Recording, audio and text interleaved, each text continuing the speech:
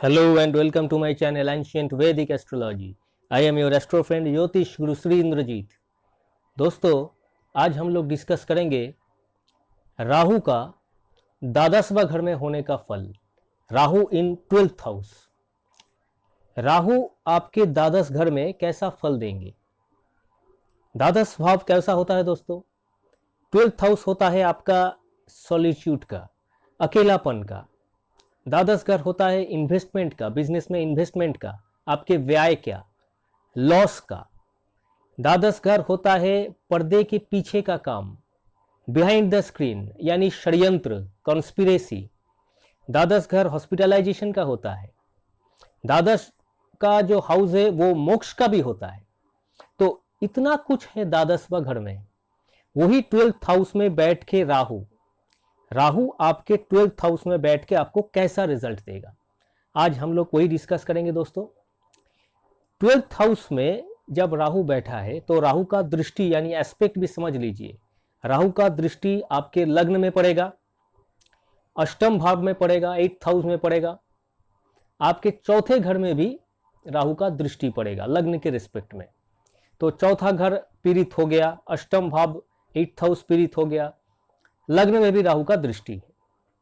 तो अब राशि भी इंपॉर्टेंट है। राहु 12th हाउस में किस राशि में है? मेष राशि में है, वृश्चिक राशि में है, या मिथुन राशि में है, कर्क राशि में है, कौन से राशि में है वो भी इंपॉर्टेंट है। लेकिन आज हम लोग डिस्कस करने जा रहे हैं कि राहु सिर्फ राशि कोई भी हो लेकिन द्वादशवां घर में कैसा रिजल्ट दे सकता है। राहु एक फॉरेन एलिमेंट है। कोई भी फॉरेन चीज आपके जहां पे जन्म हुआ है, बर्थ प्लेस, उससे कहीं दूर देश, उस दूर देश के संबंधित लोग, विषय जो भी है वो राहु के अंडर पे आता है। राहु दर्शाता है विदेश के लोग, विदेश में जाने का, या वहां पे जाके बस जाने का, या विदेश में कर्म की प्राप्ति, ऐसे सब कुछ राहु के साथ कनेक्टेड हो जाता है। Rahu is a foreign element. द्वादशवां घर भी विदेश है, दूर देश है। तो जैसे ही राहु द्वादशवां घर में बैठ जाता है, और क्योंकि राहु द्वादशवां घर में बैठ जाएगा तो राहु का दृष्टि लग्न में पड़ेगा, तो आप ये सोच के चल सकते हैं कि ऐसा आदमी विदेश में जाने के लिए बहुत उत्सुक होता है। वो मौका पाते ही विदेश में या फॉरेन ट्रेवल करने की या बाहर जाने की कोशिश करेगा, और विदेश में वो चाहता है कि तरक्की उसकी विदेश में ही हो, और ऐसा होता भी है। क्योंकि चौथे घर में राहु का जो दृष्टि पड़ रहा है, इससे चौथा घर होता है अपना देश, जहां पे उसका जन्म हुआ है, उसके पिता का देश, वो होता है चौथा घर, 4th हाउस। तो चौथा घर राहु के दृष्टि से पीड़ित हो गया। अब चौथे घर का मालिक जो भी प्लेनेट है वो भी अगर किसी तरह राहु के साथ कनेक्ट हो गया, या वो भी अगर थोड़ा सा राहु के नक्षत्र में आ गया, तो ये और भी जोरदार हो जाता है कि ये आदमी तो विदेश में जाके ही बसेगा, एक फॉरेन सेटलमेंट के लिए ही आया है।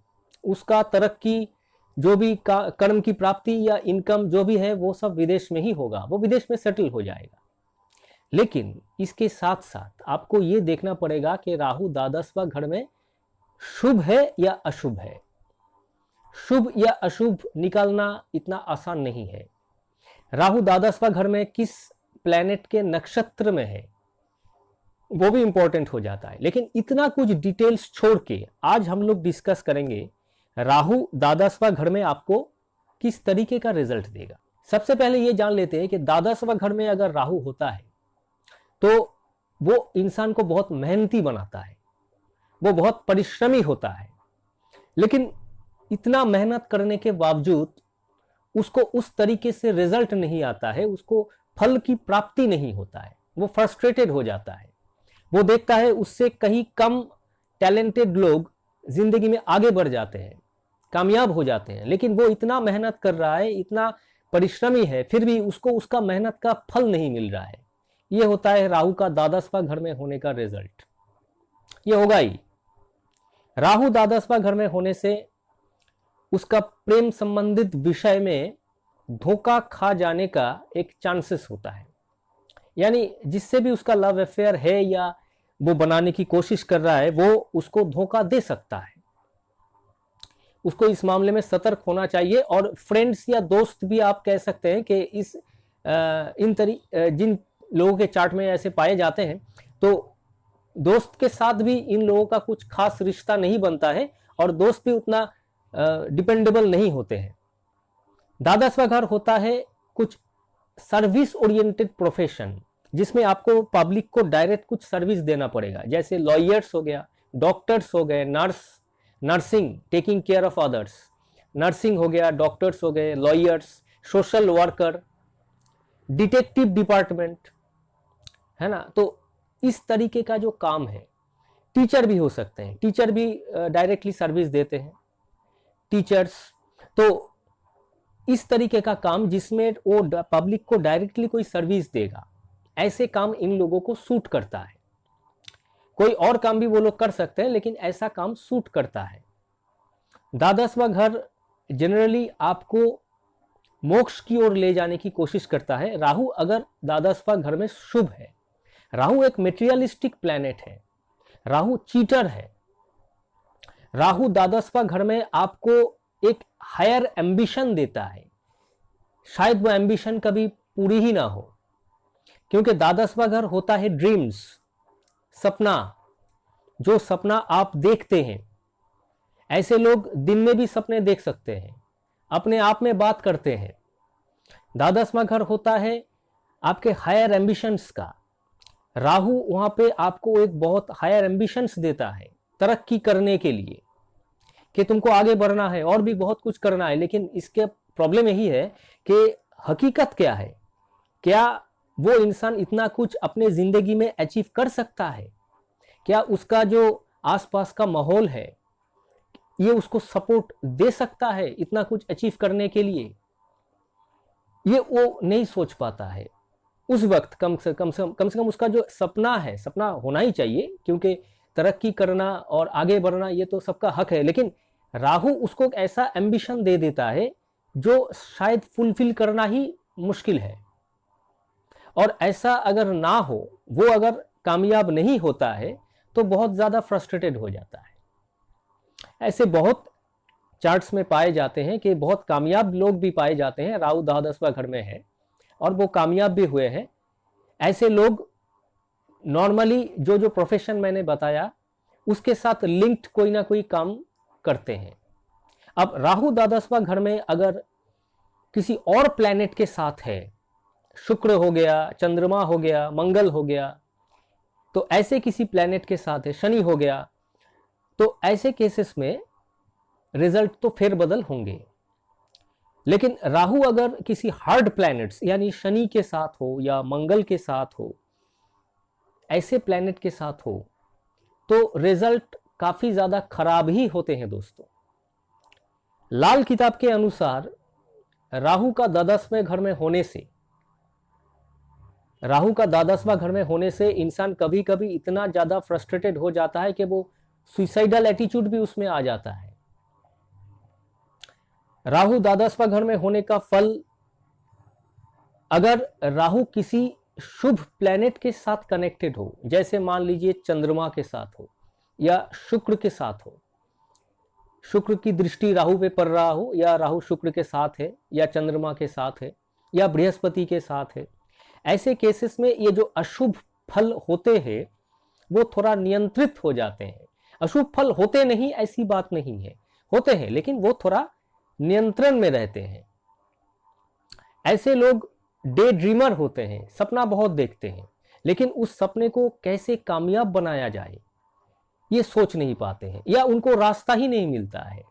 राहु द्वादशवां घर में होने से लग्न में उसका दृष्टि पड़ता है, यानी कोई भी काम ये लोग शुरू तो बहुत अच्छा करते हैं, शुरुआत बहुत अच्छी होती है, जोरदार होती है, लेकिन अंत तक आते आते सब कुछ बिगड़ जाता है। ये होता है राहु द्वादशवां घर में होने का फल।